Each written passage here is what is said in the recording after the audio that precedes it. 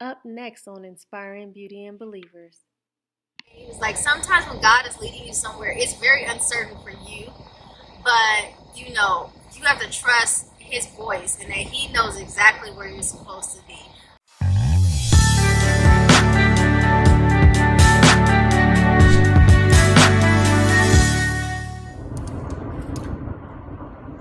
Hey y'all, okay, I'm making this video because I quit my job.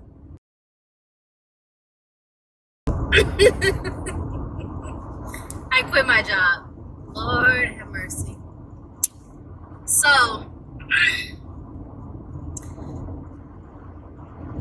I wanted to share this story because I pray and I believe that it's going to encourage someone. And I'm driving right now, so bear with me. I wanted to make this video because I pray that it will encourage somebody in a time of uncertainty in your life. So this is what happened to me. I was believing God for a new job, and y'all in Phoenix, it's freaking hot, and I turned off my AC so I can make this video so y'all can hear me because I don't want the AC to be over me, so I'm trying not to be sweating all over the place. But anyways, I was believing God for a new job, right? And I put in for some other jobs. Long story short, I got the job. I got the job offer. And so I was like, praise God. So I put in my resignation. For my current position because I was like, okay, in 2 weeks I'm going to start my job, my new job. Put in this resignation. Then I get an email from the job that I had already accepted stating that the primary company declined the offer to hire me because I was going to be working for the sub company. It was a different thing. And so they could no longer offer me the position. Now, I done already quit my job, essentially, to take this other job, and now they're telling me that they can't take me on. And so I was like, okay, Lord, what is it that you want me to do in this situation? And I did not have, I had a peace about continuing on with not taking my resignation back, because you can put your resignation in and then you can revoke your resignation. But the Lord told me, no, don't do that. And I was like, okay. So for 2 weeks, I'm just going about the process. My coworkers, they did a going away lunch for me and stuff. And yeah, every day I'm like, okay, Lord, just waiting on you. And now in this whole process, I'm getting calls from the other company. They're like, oh, well, maybe we can still take you. Maybe we can. Maybe we can. Maybe we can. Do this, do that. Update this part of your resume. Change these words. Da, da, da. Okay, now we're going to send it back up to them.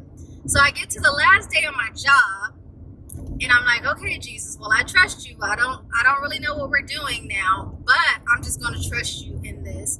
I still have peace about it, and I still have not, revoked my resignation. And I turned in all my equipment, and then I was getting ready to go out of town for a trip for my cousin Jazz's birthday. So I was like, I'm still going to go ahead with my trip. There are a lot of things that I already set in motion to do in my life, because just because certain situations and circumstance changes, it does not mean that you have to change everything else. And so God was like, nope, just keep going. And I was like, okay, Jesus, well, you know what you're doing. So at this current moment, in the natural, I do not have a job. And I was like, Lord, bills still got to get paid. My son just got accepted into private school. Tuition has to be paid. So many different things that are going on. And I'm like, Lord, but I trust you. And the thing that He keeps reminding me of is I will never fail you. I will never forsake you. I got you. It's a scripture in Hebrews 13:5, I believe it is, in the Amplified. And he says, I will not leave you without support.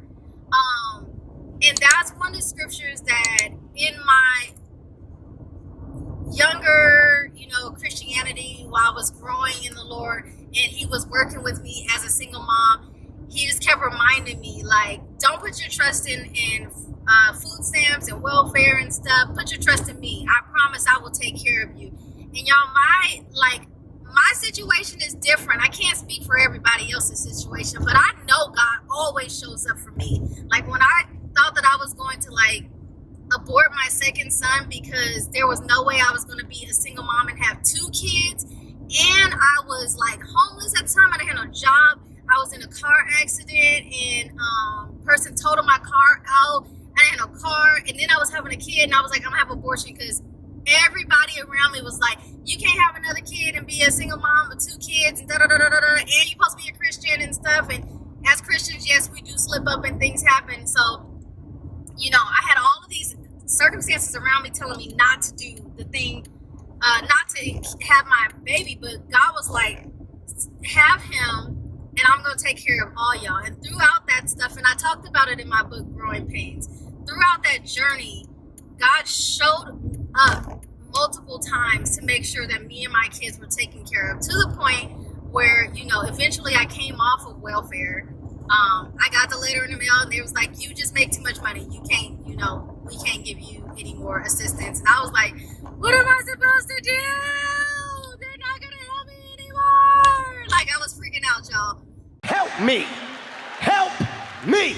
But then my pastor had to remind me that is a good thing, because that means that you're at a different level, that, they're not going to do that for you. And then from that time, it just jumped, increase upon increase upon increase, like crazy increase, like tens and 20 and 30 and $40,000 jumps up in my increase, in my finances and stuff. And so God just kept on just showing up, taking care of me, and my kids, and he never failed me. So when I put in my resignation with this, I had a peace about it. Even though my emotions have been like, you are losing your mind. What are you doing? You just gonna quit this job? This is a good job. You getting paid good money, and you just gonna quit? And you ain't got no job offer? Cause I'm quick to tell a person, don't leave a job. Y'all, Phoenix is so hot, my phone overheated. I had to let it cool down before I could use it. It's so crazy. But yeah, so I'm quick to tell somebody, don't quit your job if you don't have a job already lined up, or you don't have some kind of plan for income. That don't make no sense in the natural. And here I am, I quit my job, and I don't physically, in the natural, have another job or another source of income. I have little things, but it's not enough to cover the stuff that I need to cover on a monthly basis, is what I'm saying. Yet. But anyway, so my emotions just what are we doing? Why are we doing this? This makes no sense. But on the same note, I have this peace from God that I can trust him. He's shown up for me time and time again. He shows up in the clutch. In those moments, in that 23rd hour when I don't know how I'm going to make it out. I don't know what this next step is going to be. I don't know what it is that he is trying to teach me in this. And it's so funny because, we say that we want God to use us. We want to have faith to believe him for anything. But then when he tells us to do certain things, then we're like, I don't want to do that because I don't know what the outcome is going to be. But baby, listen, if you knew what the outcome was going to be, you wouldn't need faith to believe God for this thing to happen. We're sitting around saying, God, I trust you, but do we really trust him when he tells us to do something that in the natural makes no sense whatsoever? In the natural, it does not make sense to walk away from your job when there is absolutely, no other backup plan for this. Like, you just step out on faith and you're just out here and you don't know in the natural how to do this. And but time and time again, God has shown me that He is faithful. He will provide for everything that we need. He has a plan already lined up. He just wants to know, are you willing to trust Him to take that leap of faith and do what it is that He is requiring you to do? And just like in the Bible, when Peter said, "Lord, is that you? If it's you, telling me to come out and walk on the water." And then he got out. Jesus said, "Come, to me." And he got out there. He started walking on the water.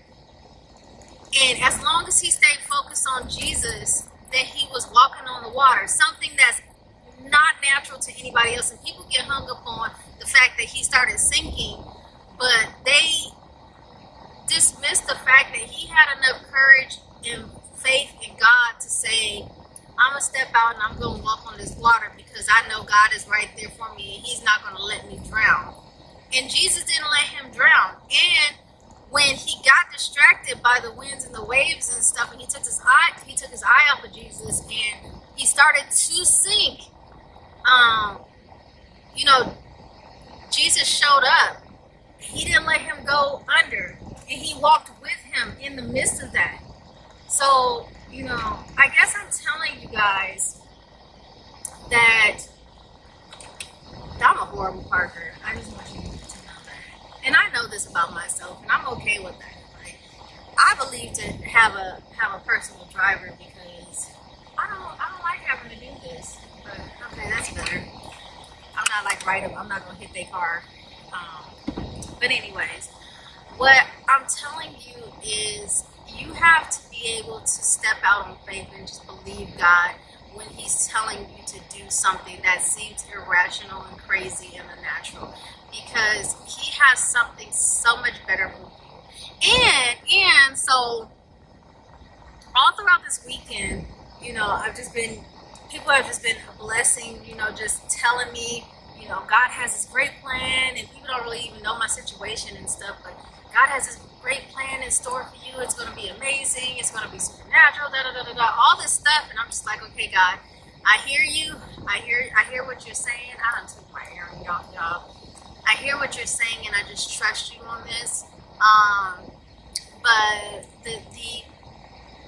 the most pivotal moment this weekend, I just went to church with my cousin Jazz. And the pastor that got Pastor Jason, and he was just preaching and he was talking. And he was talking about, like, he was driving and he had GPS on. And GPS was telling him where to go. And his dad was sitting in the back. His brother was in the passenger seat. And his dad was like, the GPS told him to turn left. And his dad was like, no, don't turn right there. And because he trusted his dad, because his dad knew that area, he listened to his dad and he didn't listen to the GPS. So he turned the GPS off. And so he kept driving, just waiting for his dad to give him instructions on where it was that he was supposed to go. And in that, like, he's driving, he doesn't know where he's going, but he just continues to drive straight. Now, mind you, he did not know that his father had fell asleep in the back seat. So he continues to go, just out there, just driving straight, and it's dark, and you're uncertain about where you're going. And then finally his dad woke up and he was like, where are you at? And so his dad redirected him to where he was supposed to be going or whatever. But the point of that is that he was saying, he was like, sometimes when God is leading you somewhere, it's very uncertain for you, but you have to trust His voice and that He knows exactly where you're supposed to be. And just trust Him in that. And like, I'm sitting there like listening to his story before he even got to like the moral of the story is part. I'm sitting there and he's talking about just driving and just uncertainty and I'm just like crying. Like, yep, I'm just going. I don't know where we're going, Jesus, but I trust you. So my throat is all tight. I got the knot in my throat, like trying not to be bawling and all on the floor. And he kept making eye contact with me. I was just like, oh, he keeps looking at me. Jesus, is he gonna come over here and pray for me? Because you kind of know when you have that, like, if you've been in church, when that anointing is heavy and it's just like drawing that person to you type thing. And I felt that, and I was like, oh Lord, he's gonna pray for me. So afterwards, me and my cousin, we were like, because we were right in the front seat, and she was like, I just need to pray. We just need to pray. And so she started praying, and I'm just crying, and like the glory of God was just like really heavy. And I just know the way that God moves, he's like, everything is just working the way it's supposed to. And it's just like heavy on me. And it was heavy on her, and we're just sitting there, we're both crying, and it was amazing. So we're getting ready to walk out, and as we're walking out, like literally almost ran into him. He's coming in, and we're going out, and I'm like, oh. He was like, are you coming or going? I was like, I don't know what I'm doing right now. But he was like, he said, it's just like Joshua. You're Joshua. I just fell out crying again. Don't listen, Joshua. Y'all know Joshua in the Bible? You gotta go read the story. But how Joshua, he just wanted to sit and bask in the presence and the glory of God. And through him spending time with God, God did a great thing in his life. And so in this conversation, like he stood there, he talked with us.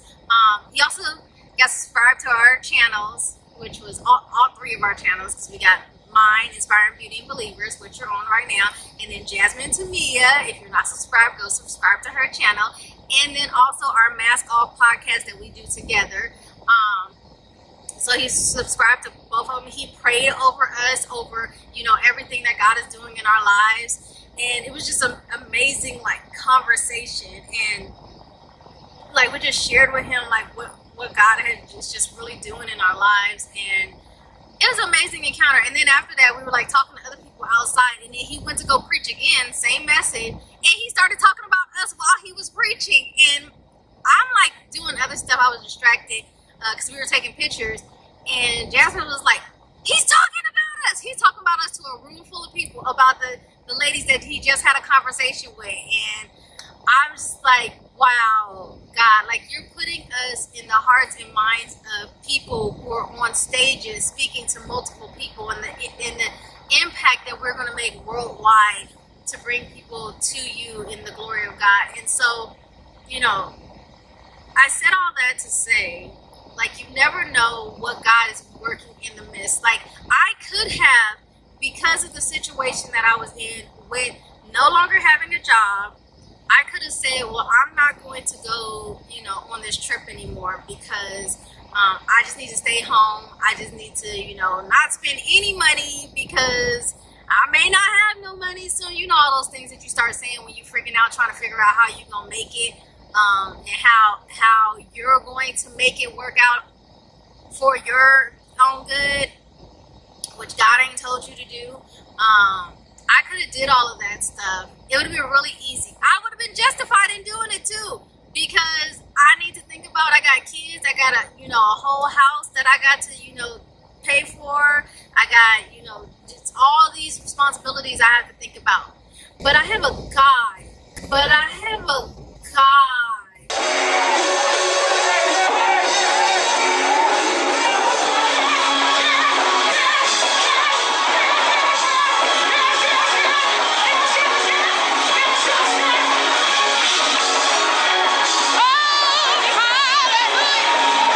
Who is so much bigger than any of these things that I could ever, I can't even put them on the same level of him.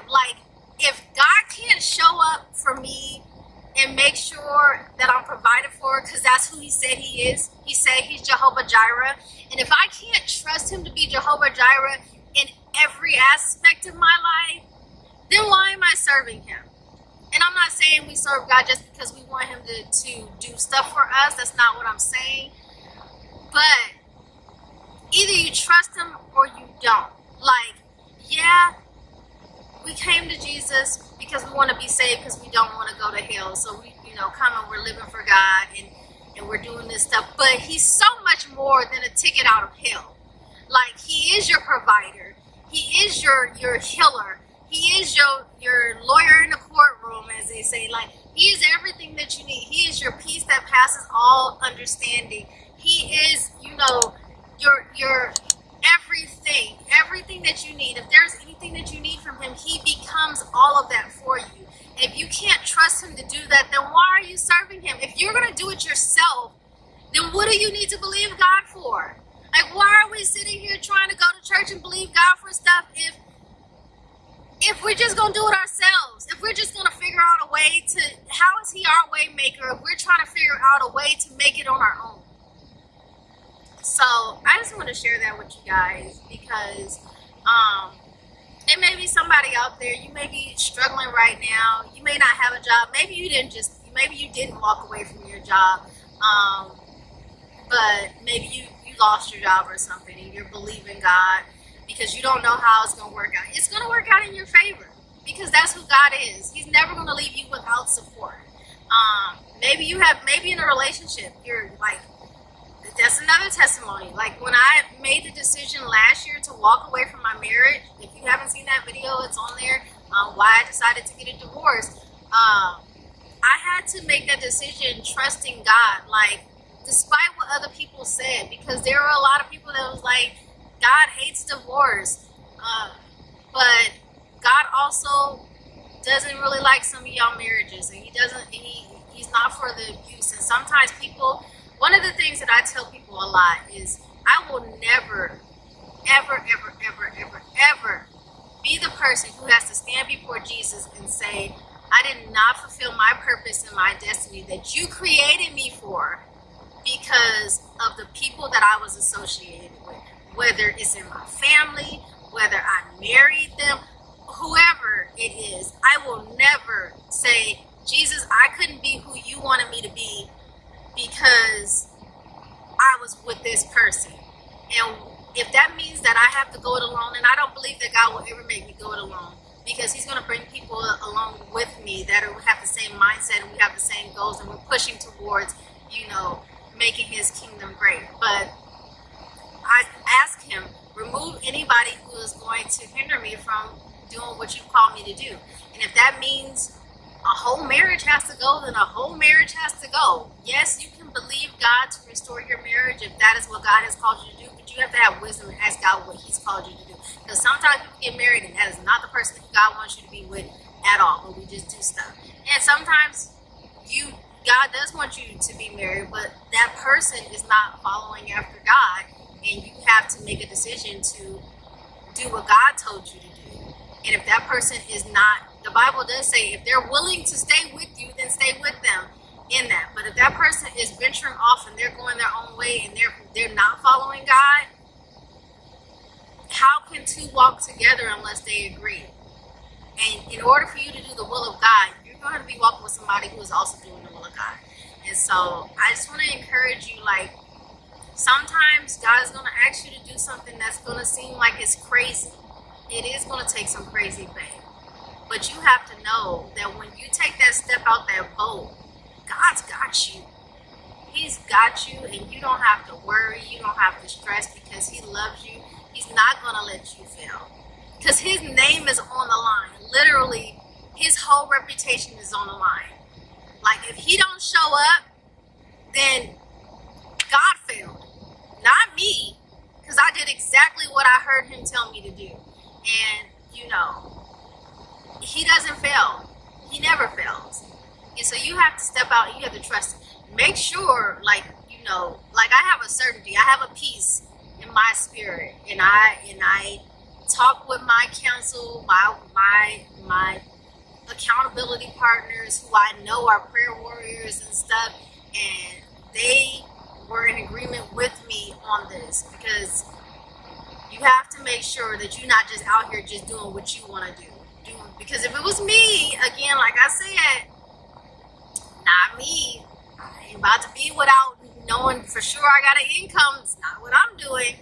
But God has a bigger plan than anything that I could ever imagine. And so I just trust him in that. And I just pray that you just trust him and allow him to be God in your life in every aspect, in every situation. Believe him for for your finances. Believe him for your healing. Believe him for the restoration of your relationships.